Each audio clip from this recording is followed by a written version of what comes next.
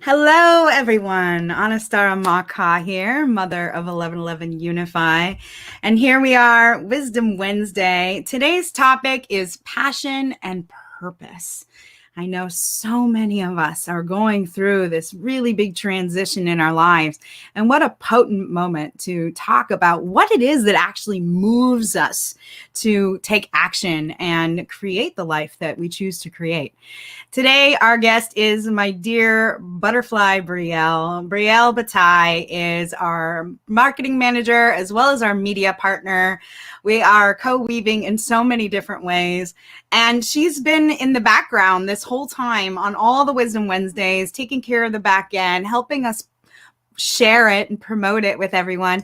And we're like, hey, we should talk together ourselves. So I'm so excited to have her here. And Brielle, would you like to share a little bit more about who you are and what you do in the world?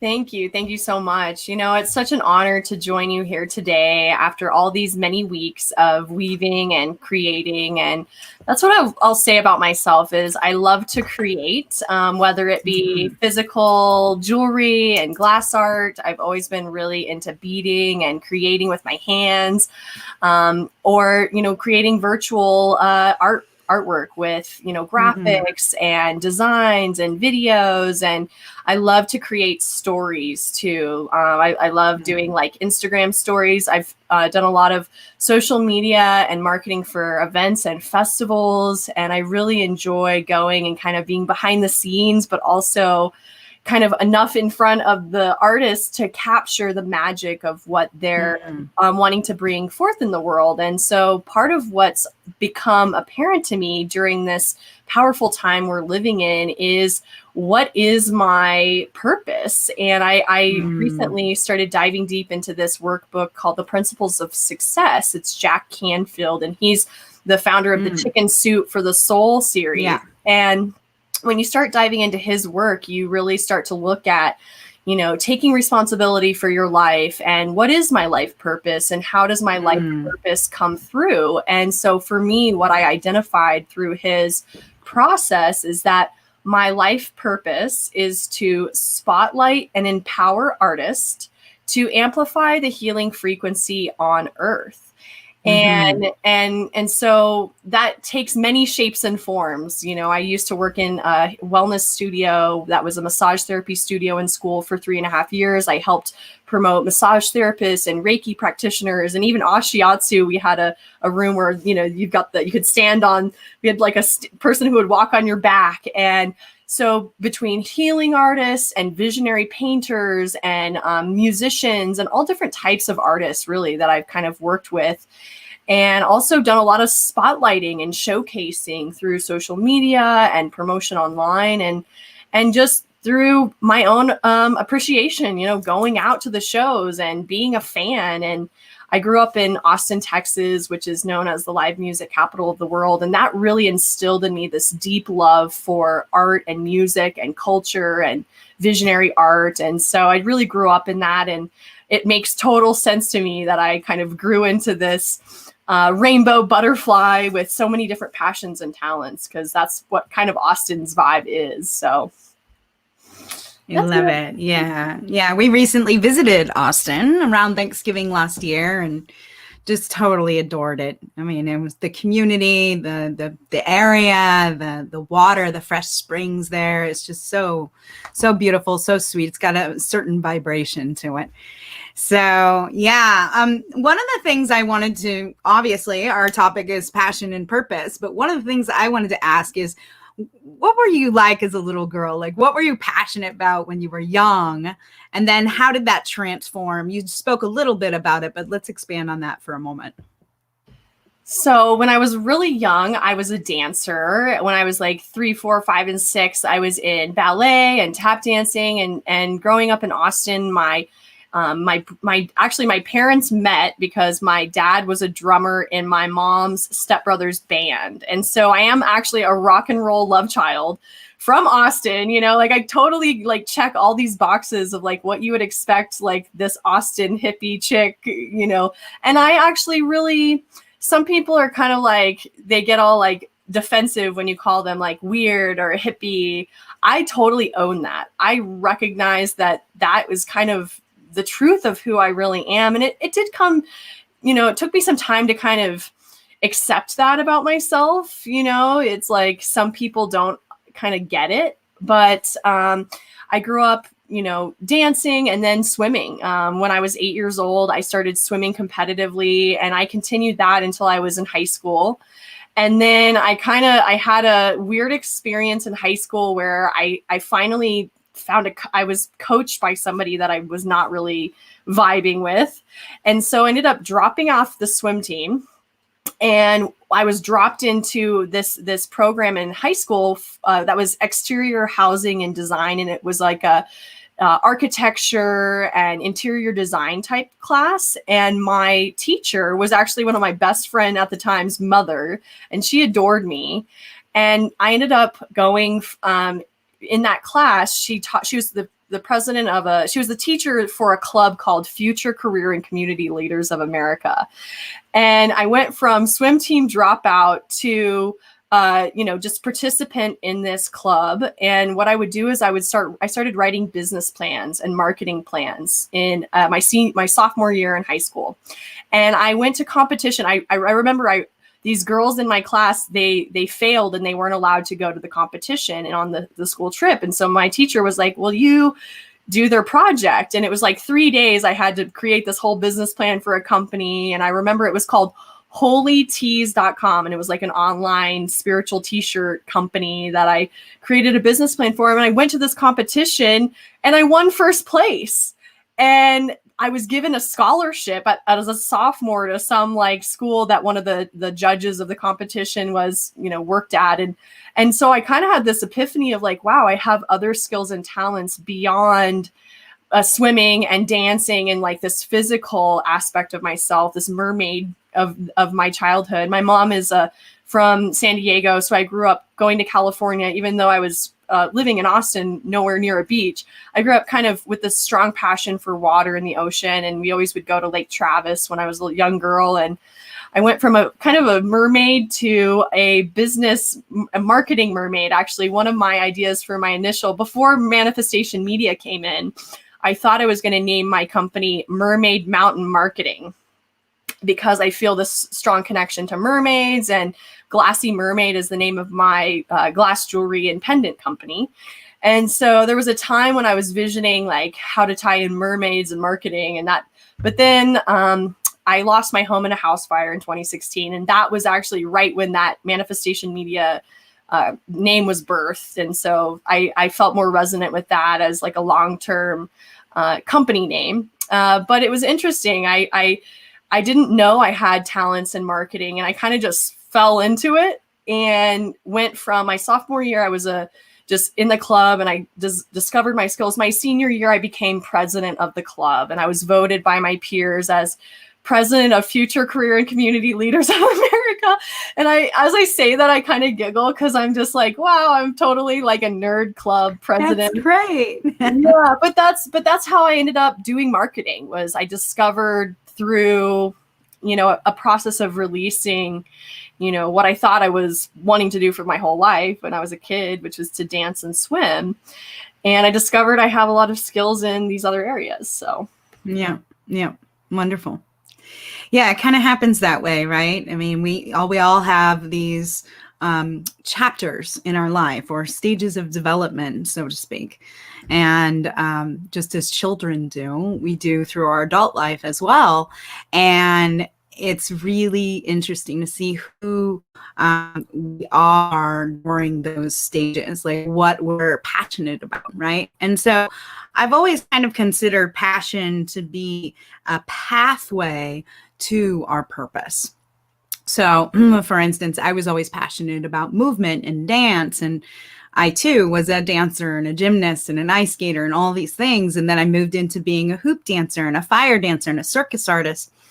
And then from being at events and performing on stage, I really started to develop my public speaking skills, and then also being a part of the festival culture and being a vendor and selling hula hoops for 15 years, I was able to move into the role of being a vendor coordinator.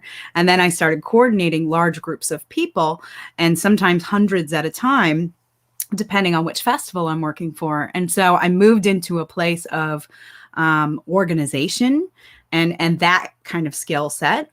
And I had always been somebody who likes to throw gatherings and had community members come to our home.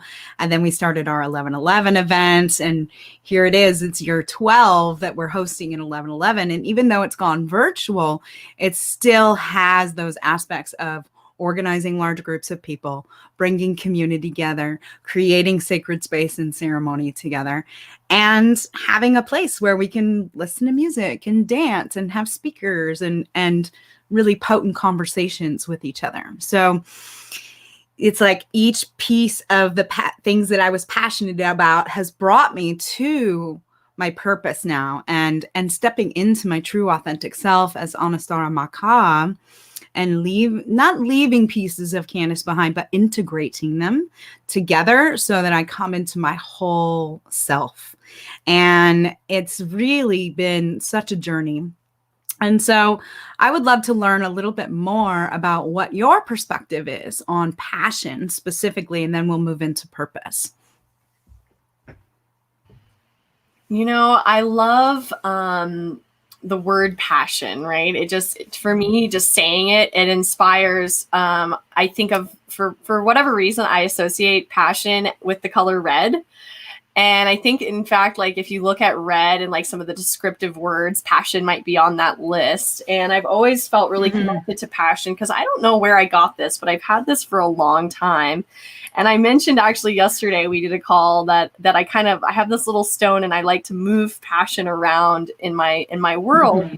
And I use a feng shui bagua to kind of map out my energetic space. And I discovered that I have a real passion from that. And I think it was when I dropped off the swim team and I went into this housing, and I started learning about aesthetic and like spatial design and interior design and feng shui and the principles of energy medicine. As I've kind of continued along my path, I've discovered more and more about the fact that we live in this energetic universe, and there's so much more than what meets the eye. And I really discovered that I have a passion for the mystery and kind of the magic of life. And for me, what lights me up and brings me a lot of joy and passion is the little breadcrumbs that spirit seems to leave us as we continue along that path, and we begin to integrate more of who we are and learn more about ourselves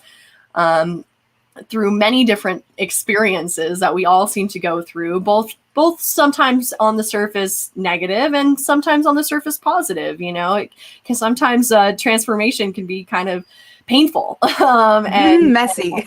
And messy. Yeah, totally. And so as I've begun on that path of integrating who I am, I discovered I have a real passion for not just the physical and tangible aspects of life, but the non-physical and the kind of more mystery and mystic aspects of reality, and started to study those with a deeper level of sincerity as I've gotten older and older.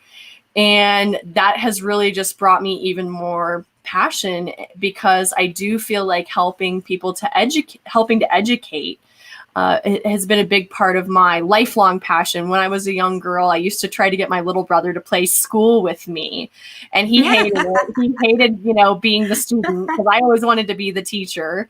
But I noticed that I've always had a passion for trying to share wisdom and share knowledge, whatever that little knowledge is that I have. Yes.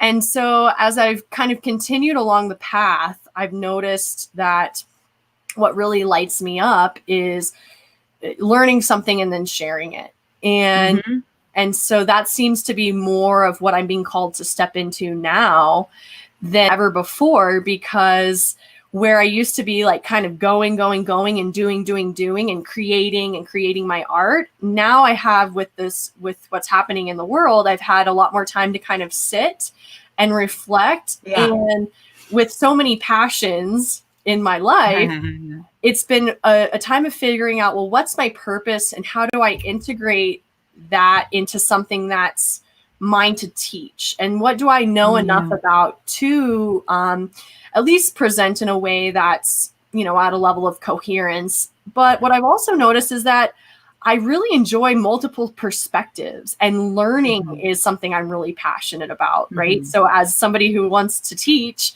you have to also be kind of passionate about learning, right? How do we learn enough to teach? We study, and so it's the journey of being a student for so long and being a teacher's. I was always kind of like a teacher's pet. I would stay after school in elementary school, and I've always kind of been a helper. I've always kind of wanted to help the animals, wanted to help my teachers, wanted to help my mom. I grew up with a single mom for most of my childhood, and my dad was in the picture, and he's been a really supportive, amazing father. But I really was raised mostly by my mother. And she is a speech language pathologist, which isn't quite a teacher, but it is. It's somebody who helps you to, people who have, maybe they can't say their R's, or they can't say certain syllables or sounds, or they have some sort of speech impediment. She helps to kind of get them to overcome some of those challenges. And so I grew up, when I was actually in elementary school, she worked at the school I went to. And so I was always surrounded by teachers, and kind of this educational environment was a big part of my upbringing. And so I see how that's coming through now in my business transition from being a lot of marketing and promotion to now I do a lot more coaching and actually teaching people how to promote themselves. And it's a different perspective. I think I used to be focused a lot on social media, and now I'm looking at this bigger picture of how to actually create more of a full encompassed marketing and branding package for my clients, where there's different facets that come in, and how to teach and coach people on how to bring their passion and their personal connection into their business and into the voice of their business. So, yay! So there's so much magic. It's I know, really. So a lot of pieces, all weaving together. So, I mean, honestly, you spoke to my heart when you say that part of what you're passionate about is teaching others what you know. And this has always been something that I've held close to my heart as well.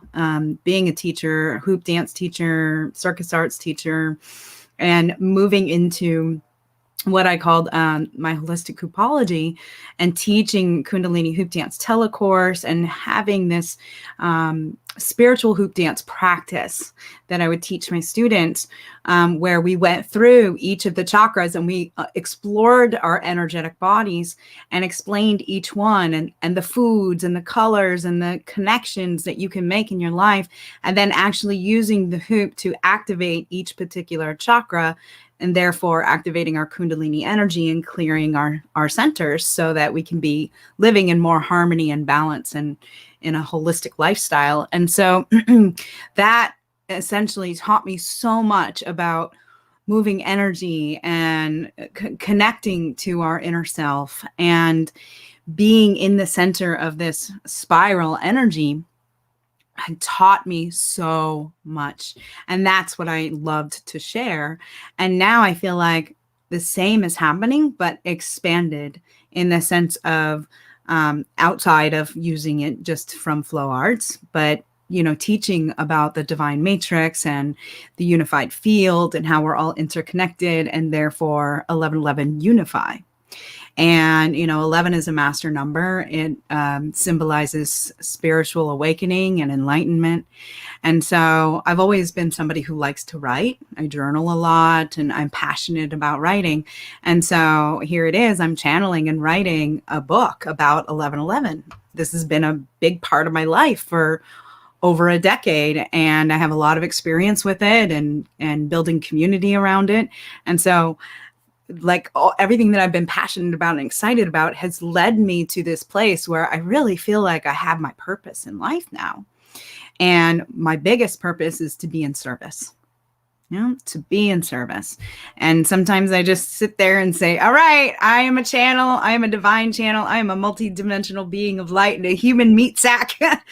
Use me. Tell me what I need to know so I could share it and be in service to the world. And really, that has been a defining moment for me in 2020. I felt holistic cooping coming to a close. I didn't know exactly what the future was going to hold. And then I'm like, well, there was a turning point, but it was more of like just bringing all my passions and all my talents to a head and being like, this, focus on 11/11, focus on November 11th, focus on opening the portal, focus on bringing that light energy to activate our planetary light grid, to reactivate the sacred sites, to activate our light bodies and move into a place where we're all unified instead of divided.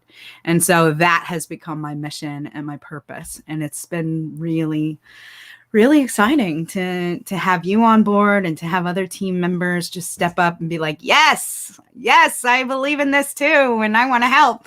So grateful for that. And I know that you've been mentioning that you have a new client as well, and that is kind of moving into your purpose. Can you expand on some of what's happening for you as far as moving into your purpose? Totally. And I wanted to share this one thing that I noticed that I think is just kind of a fun connection to me personally and 11/11 Unify.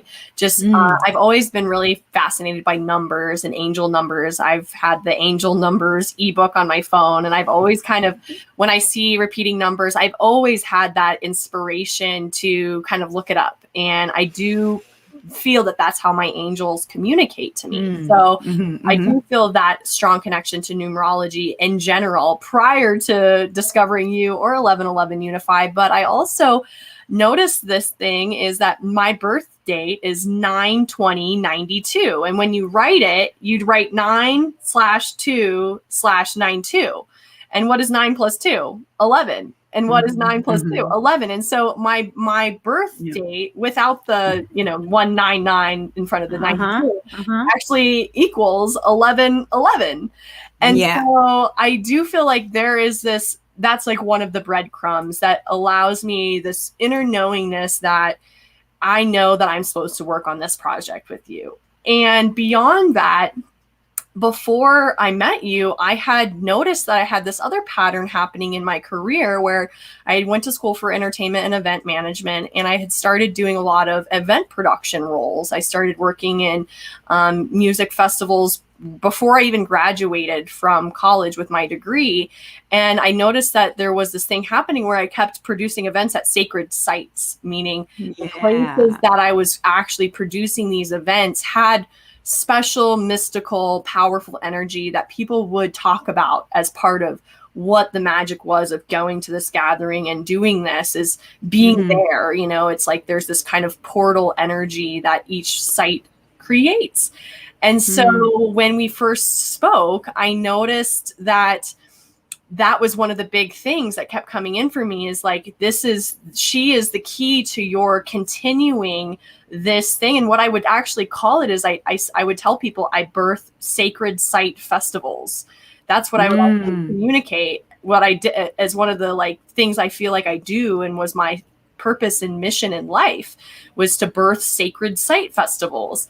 And so when I go to the 11/11 Unify website and I see all these sacred sites and places that I actually have already produced sacred site events at, Hawaii being one of them, the Hawaii Aloha Yoga and Peace Festival is at a heiau. And this is known as a place where souls come together to meet in multiple, timelines and lifetimes. And so anyway, that's one thing I was just feeling I needed to share as you were talking.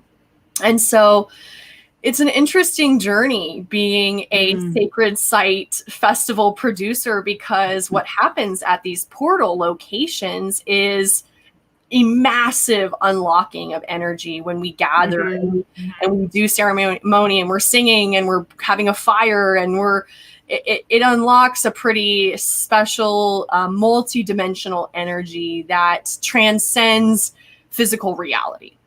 And that's something that, unless you've actually had that experience, it's really hard to tap into that energy. But I knew from our first conversation that that was something I was supposed to do with you. I knew like immediately, and you talk about all the time, full body, yes, chill bumps. I'm getting them right now, just talking about the truth bumps. The truth bumps. Like I get those with you, and so I feel like that was what was wanting to come through. I'm not sure if I answered the question, but yeah, it's okay. It's that okay. was what wanted to come through right then. And so I'm personally connected to 1111 and to Sacred Site event production in a very real. I was already fully on that path before I even met you, and it felt like there was a heartbreak that happened at the beginning of the quarantine, because I was like, am I ever going to be able to do, events again? Like, what's going to happen to my career? And there was a deep, like, dead, I don't want to call it a dead time, but it was a time of going in and contemplating, like, what is next for me? And I actually, it was a cocooning. And it was actually after I feel like I had done a lot of that reevaluation of who am I, why am I here, and what am I supposed to do, that you popped into my world. And then instead of feeling scared that I was, out of alignment, I was reminded again that this was just part of the path and part of the journey. So yeah, I love that. You mentioned several times like signs and synchronicities, right? And these are the things that lead us on our path and remind us that we're on the right path for ourselves. Everybody has their own, and one person's is going to be different than everybody else's. And that's what makes us unique individuals, even though we're all interconnected and we're all moving through this time space together, that we can have our own unique expressions. I like to say that we're all fractals, or rainbow fractals of the same diamond light, and that omni one. And so when I think about purpose specifically, that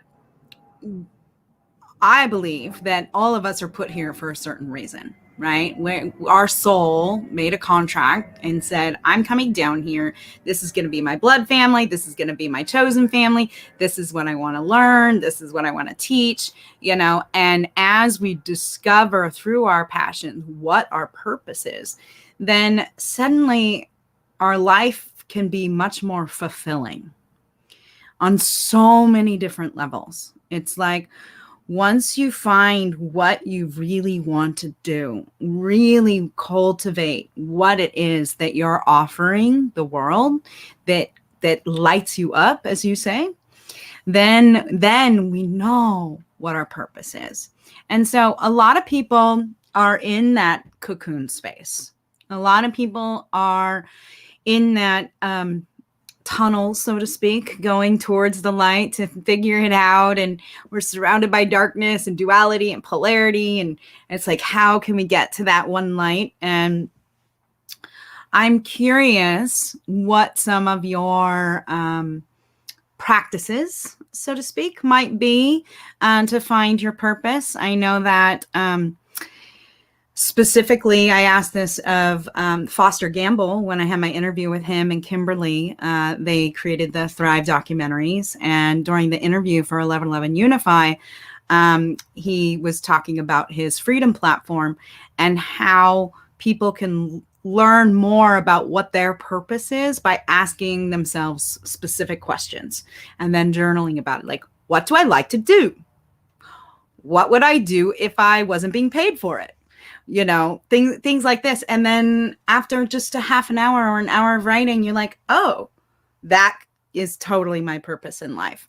So did you have a practice, or is there something that helps you cultivate more clarity on what your purpose is? Absolutely. I had so yoga is a short first answer. I remember being a young girl and sitting in front of my mom's TV doing yoga to Rodney Yee cassette tapes. Yes, I said cassette tape back when those were a thing. And I remember what was I doing? I was doing yoga on the beach. And what did I end up doing at the Sacred Site Festival in Kauai? Kauai yoga on the beach. And so it's really interesting. Like you do see how like, oh, me as a little girl in front of the TV doing yoga on the beach to Rodney cassette tapes, and then growing up and doing yoga on the beach, on the actual beach in Kauai, where Rodney like filmed that, you know, yoga, I would say, has been a huge influence in my journey, and doing it from a young age, you know, with no real formal instruction. And then growing up and starting to do classes. I used to have a membership to this place called Yoga Pod, which is a really great studio. And I started to connect to a lot of the, who I call like the celebrity yoga teacher community here in Colorado, because we have all these amazing yoga instructors here. One of them that has really been powerful for me, his name is Rob Loud. And he has this crazy snake tattoo on his back. And I remember just having a lot of really powerful, like Kundalini awakening type experiences in his classes. And I actually did his class the day that my house burned to the ground. And so like, I have actually seen how yoga has been like physically transformative, but also just learning that my life is yoga, and that I'm always going to be a yogi, and a practice and study of this kind of movement. From kind of your yoga in the beginning is like, it's like the movements and the practices and like kind of the flow. And then for me, it's become, as I've gotten older, more flowy, and kind of my life is yoga, and I wake up and I stretch, and I'm doing, you know, Qigong moves and physical. I do a lot of life as yoga, and integrating different, like I say mantras. I have a fountain, my manifestation magic fountain. When I fill it up with water, because it evaporates, I say Om Mani Padme Om. And I started connecting deeply to spirituality in a yogic perspective, and Qigong and Tai Chi, and just different physical movement type things, as well as animal medicine and like oracle cards, and learning to work with cards and with my physical body. And also plant medicine has been a huge part of my journey, and, you know, opening myself with substances like cacao. Honestly, I remember I did this event called All You Need Is Love and Chocolate. And it was one of the Arise Festival pre-parties. And I remember that was the first time I ever feel like I actually had like a serious buzz from chocolate. And I remember I was like, am I like tripping or what's going on? You know, and I had actually unlocked this, you know, higher vibrational space with cacao. And I've had other, you know, just interesting plant medicine experiences along my journey. I wouldn't say that that's been my primary focus in any way, but it definitely has been. There's been some kind of key experiences that plant medicine has definitely helped with the evolutionary process that I've been on. And then also music and sound frequency, vibration, listening to different tones. I believe that the journey I just went on over the last 2 years before quarantine started in California, moving to Venice Beach after living in Colorado, having this whole community and business established here, I suddenly was like, Spirit's calling me to California. So I packed everything in my little sedan and drove to Venice Beach and started this new life. And what I really feel like that was about learning what my modality is, which I have a vibrating bed that you lay on that vibrates music and frequency into your body for healing. It's a music activated system. I also have a crystal mat with red and infrared and PMF technology that I work with. And we called it bioharmonizing technology. So those are some of my different modalities. And I love Paul Temple, you mentioned him, and he's got this incredible sound, like mantra. He's doing like a yogic kind of chanting, Tibetan, like Vajrayana practice. And he's really helping people to tap into the diamond light in the center of their heart and that fabric of the universe. And there is a physical part of it. There's this part where he's like doing this, you know, you're reaching out to the far reaches of your, you know, your physical toroidal field. It's such a hard word to say. Toroidal field. Toroidal field. And just like kind of tapping into your own like little matrix that your diamond, your own little diamond matrix. So yeah. So many different modalities. It's been a lot of different things over the years. Wonderful. Yeah. Yeah. You know, again, I love writing. So that was a big part for me. Last year, literally just free writing and just saying, okay, what is it that I need to know right now? And just like letting my hand go. I'm dominant with my right hand, but sometimes I'll choose to write with my left. And when I free write with my left hand, it comes out more as symbols, different shapes. And then sometimes some words that are a little harder to decipher, scribbly. But really, it's the practice of just putting pen to paper and just letting your mind clear and then writing. And then some of the things that come through is just so profound. Like, wow, did I really just write that? You know? And so I have found that practice has been really helpful for me as on my path to purpose. Another is just have it like, what is the feedback? Or we like to say feed forward. What is the feed forward that I'm receiving?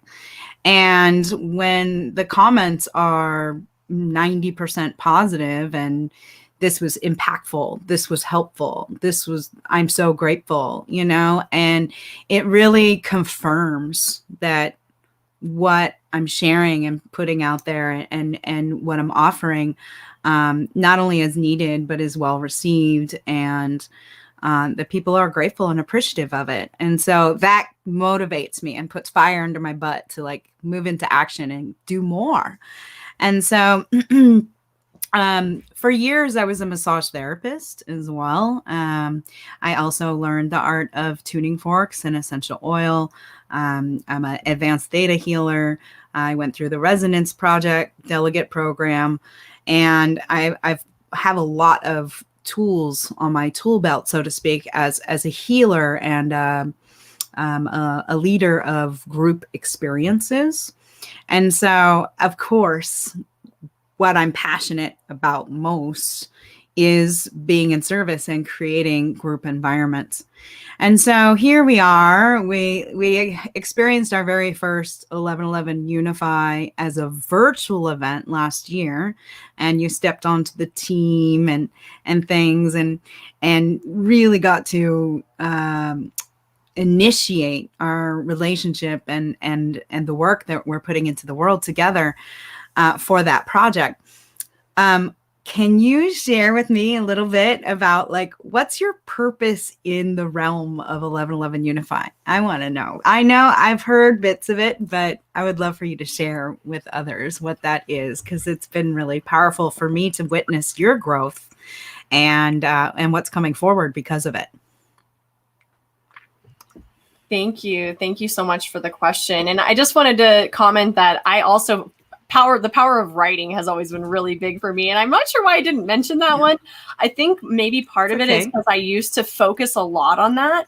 And I've been kind of moving into these other areas, right? So that's kind of like, I feel like I had this huge focus on writing, and now I'm like, oh, let's like be on camera and talk and put myself out there. And I think as I've really stepped more into my purpose and really started to identify what it is, I've become way more confident speaking on camera. And I even look back to some of my first videos that I shot of myself for my own business. Like in my first couple of years, Manifestation Media is now 5 years old. And there has been a massive evolution in the types of products and services I've offered to my clients over the years. And so what I will share is that, you know, with everyone is what I do for you, Anastara, is virtual like backstage tech support, which I really love doing. And, you know, the last event that I did, in-person stage management for was this year at Envision. I was a workshops assistant, and I actually got to put Paul Stament's little microphone on him before he went up on the stage in front of thousands of people at Envision Festival. And that was such a massive thing. And I know that eventually I will move back into actual stage management type roles again with hopefully you and maybe other events as we see the return of, I think we will start to see the return of in-person events someday. I'm not holding my breath on when that is, but right now it's virtual stage management and it's backstage tech support. And I love doing that because it kind of helps me to feel like all the time and energy I've put into event management and event production is still being used at some level, and the mic check is still happening, whether it's online or in person. And as well as a lot of content creation and story creation. So from that side stage angle that I tend to have, of kind of being in the mix of the production team, but also aware of the crowd and aware of the community. And I really do feel like I'm a fan of all of the art that I showcase and create marketing materials for. Creating kind of that side angle. What's it like to be on the inside, but also still like a diehard fan of the type of art that I'm promoting?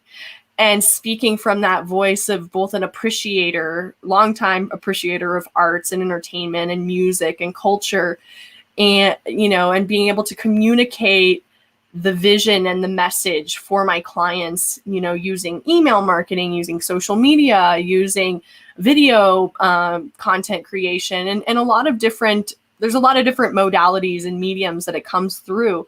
And I will say that still to this day, word of mouth is one of my favorite ways of promoting events. And I used to, when I first moved to Colorado, I used to go and hit the streets, putting up posters and flyers.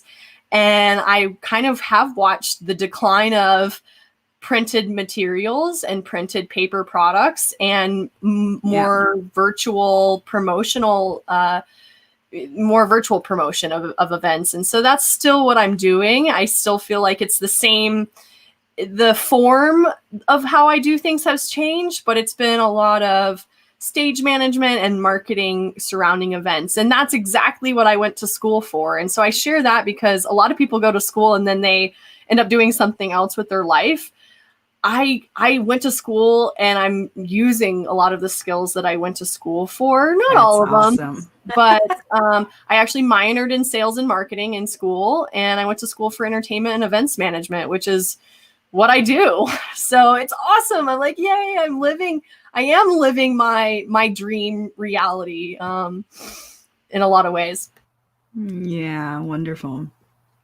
So earlier you talked about sacred site event production, and I just want to expand on that a little bit because not everybody knows what we're talking about when we speak to that with 1111 Unify. And I know that you and I worked together for a bit of time before you actually even heard me say that. And so I would love to know or hear in your words what your interpretation is of some of the 1111 Unify mission as far as secret pilgrimages and stuff. Absolutely. So this is something I'm so passionate about and excited about. And I will say that the first sacred site event was actually the festival that I helped to produce right before I graduated. And as I was graduating, it's an event called Arise Festival. And it was held at Sunrise Ranch, which is a spiritual retreat and conference center in this beautiful valley. And people have, it's always for a long time been a spiritual hub. And they have this beautiful, permanent geodesic dome structure type, building that's like their church or gathering place or temple space. And so that was the first sacred site festival that I really got involved with. And what we notice when people come and gather at these sites is that there is a strong transformational energy that occurs. And some of the types of signs that might happen or things that might be occurring that start to catalyze and kind of create that alchemy of what the people experience when they come and gather is things like fire ceremonies, things like when we come together, we had this thing called the moment of, I think it was called the moment of love or moment of unity. At a Rise festival, we had this thing every year. We would do a moment of unity, and everyone would gather at the main stage, and we would all kind of like hold hands. And there would be the indigenous elders would come and speak and say a prayer and a gathering, you know, for the gathering and for the land. And at these gatherings and these, you know, important moments, we would see things like bald eagles flying above the property. And as I say that, I'm getting the full body yes bumps because you know, anyone who's seen a bald eagle, it's like amazing. And to see multiple flying above you as you're gathered, saying a prayer with indigenous elders, you're like, this is it. Like, this is why we're here right now. And then, you know, more recently, I helped to produce an event where we took 400 people to Guatemala, and we went to Tikal. And we did a Mayan fire ceremony, which is a common thing that happens there on the winter solstice, December 21st, 2018 was when this one happened. And the intention of the producer I worked with was actually to state a declaration of liberation of the planet into the fire as a collective. And he had this wisdom came through that he was supposed to do this, and he was supposed to do this gathering. And it was kind of challenging working with him in a lot of different capacities. But what I knew about him and I was that, because when I met him, I was wearing something that had the Mayan calendar on the back of it that was given to me by another one of my clients that I was working with at the time. And so when he shared with me his vision and I showed up wearing the Mayan calendar, I knew I was the person on the planet for this job, and that there was no one else on the planet that actually could do this job in this way. And then what unfolded kind of indicated to me that this is my sacred mission, right? This was one of my sacred missions. And I called it that. I was like, I'm about to go on my sacred mission tour. And we ended up going to Tikal, and I went on a tour to all these other different ruin sites. And I had some pretty incredibly powerful, life-changing moments and epiphanies on these different gatherings. And I also did a gathering at a sacred site in Kauai. I mentioned the heiau there. And you know, in Hawaii, you see like rainbows. You know, you might not see eagles in Hawaii, but you will see rainbows and other like mystical kind of, you know, dolphins and animals would kind of come to kind of say, we're glad you're here gathering, saying prayers together, because this is, you know, healing, and we can feel the frequency of what is unfolding. So that's a little bit about my sacred site production experience and some of the magic of that. And so, you know, it goes hand in hand, because really part of the 1111 Unified vision and mission is to create sacred ceremonies at sacred sites. And so the intention is to have groups of people gathered at sacred sites on November 11th every year, and that we can share these ceremonies via live stream from the sacred sites to people who are at home and either can't travel or don't have the money to, or whatever the reasons are, but that we can connect them in that planetary light grid, connecting all the sacred sites together on one day. And so the intention is to reactivate those sites. Each one is so potent. And we're talking about megalithic structures. We're talking about chakra points on the planet. So Mount Shasta, Mount Agong, pyramids of Giza, Machu Picchu, you know, Tulum, the ancient ruins in Tulum, Mexico City, like all these different places where these sites were built for a specific reason. And even though we might not ever know exactly why, we can at least understand perhaps what their intentions were. And there's a lot of theories. I actually just rewatched the Pyramid Code series on Gaia.com because I'm actually going to Egypt in about a month. I'll be there for 3 weeks. I'm really excited. And during that trip, we're going to be going to various sacred sites. And so it was fun for me to drop into an alternate theory on the pyramids and what they're intended for. And because of their placement on the planetary grid around our planet, there's a lot of ideas around the fact that they are either power plants of some kind, creating energy in the field on planet Earth, that they're there to help raise our consciousness, our frequency, our vibration, that some could actually even be sound chambers, resonant chambers, where you can actually have healing through the frequency of sound. And so they weren't like, let me rephrase. Some of these theories debunk the idea that they were meant as tombs, and that there was a more potent, powerful reason than just burying somebody to go into the afterlife. And so I'm really excited to go to these sacred sites, to travel to them myself with our team, and to experience the energy that each one has, from Stonehenge to even crop circles. Everything has an electromagnetic frequency, and people have various experiences being in the presence of these sacred sites, megalithic structures, and chakra points. And so it's just like activating our chakras and our meridians and clearing that energy. We can do that on a planetary scale. And so that is one of the missions of 1111 Unify. That is my purpose. And I'm really excited to be sharing it with you, Brielle. And if you want to expand a little bit more on that, then I'd love to know too how we can get a hold of you and your website and things like that as we wrap up. Yeah. So what was really coming through there at the end was the synchronicities and kind of what was the similarities for me across all the different experiences doing events so far at sacred sites. And what I've noticed is that I'm called there for work, sacred work. It's not like I'm just showing up to check it out and, vibe with the place. And there's nothing wrong with that. But for me personally, I've noticed that like when I'm invited to go to a sacred site, it's because I'm being called there, and it's because I got work to do. And so that's part of how I know that it is part of my passion and purpose to go to these sacred sites. And part of also that knowingness is I'm an adventurer. My soul path number is a 5, and that's the number of the adventurer.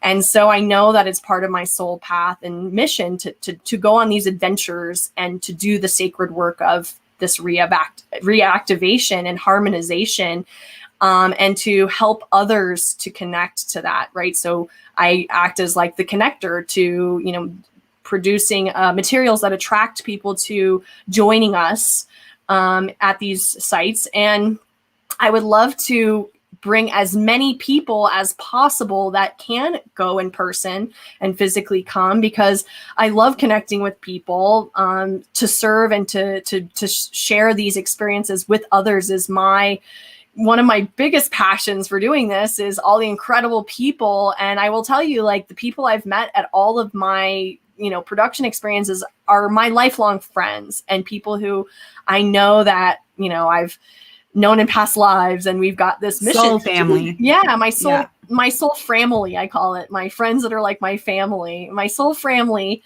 And I know that this is what I'm here to do. So you can connect with me more at manifestationmedia.com. That's my personal website. It's a blog, and I've been blogging about all my adventures since February of 2012. And I've had quite a evolution of what's on the blog. But there's some really interesting kind of recounts of different festivals and promotion of different festivals and events that I've done along the way. All of my sacred site event experiences is kind of documented there. And I also have a bunch of information on the products and services that I offer and the types of coaching and consulting work that I do. And the best way to stay in touch with me right now, in terms of the program right now, I'm producing a series, an interview series and a workshop series that starts in March. The interview series is well under its way, and we have another one tomorrow. And you can join my Facebook group, Manifestation Media Community, as well as like my Facebook page, Manifestation Media. And that is where you'll catch all of the videos, and all the content is inside of that community group. And we're doing a lot of content right now, and it's all, most of what's going out right now is totally free. People don't have to pay for it, and so it's kind of like my love offering. And if you're interested in diving deeper into the topics and some of what you see there, the workshop series starting March 11th, I would love to see you there. Anastara is going to be a presenter for week 1, right before she goes to Egypt. And so I'm glad I got to get, that's kind of our send off for you. And it's going to be all about creating sacred space and clearing the energy field, which we did a great live stream about yesterday. For those of you who missed it, make sure to tune in to the group and to the pages, and you can check it out there. And I look forward to kind of connecting with you more here. I'll throw up my website right here. Wonderful. Yeah, and I did want to mention to everyone, tomorrow we have our new moon celebration for our 1111 Unify Community Network. You can find out more about that if you go to 1111unify.com and the events page, virtual events page. You can find the link that takes you to the Eventbrite, and you have to register to get the Zoom call information. And that is tomorrow, Thursday, the 11th, from 5:30 to 7:30 p.m. Pacific time. We have our guests Trish Wright and Dawn Light, who are the hosts of the Self-Love Show. We're going to be talking about self-love. And then we will also be talking with Raj and Gabby Sundra, where they create a relationship counseling. So they'll be talking about love in partnership and relationship, not just with the beloved, but with our family and our friends as well. So the topic is love. Join us tomorrow for our new moon celebration. Brielle, thank you so much for being here today, talking about passion and purpose. Do you have any final thoughts before we say goodbye?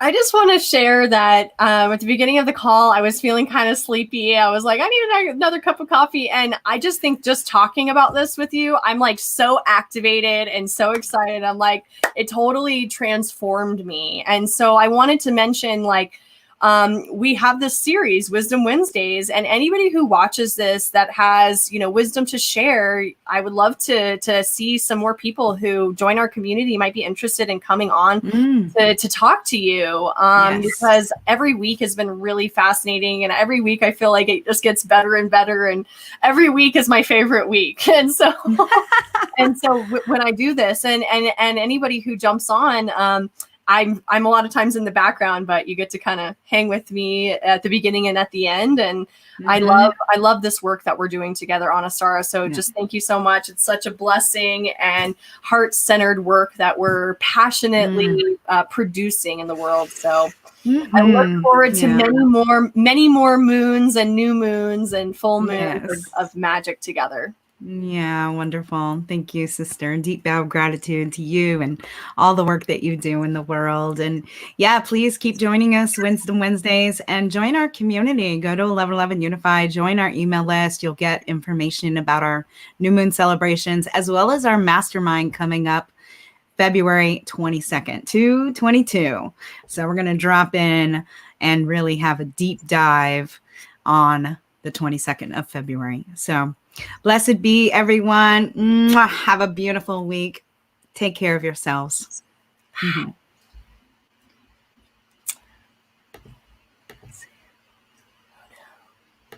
Where's our video?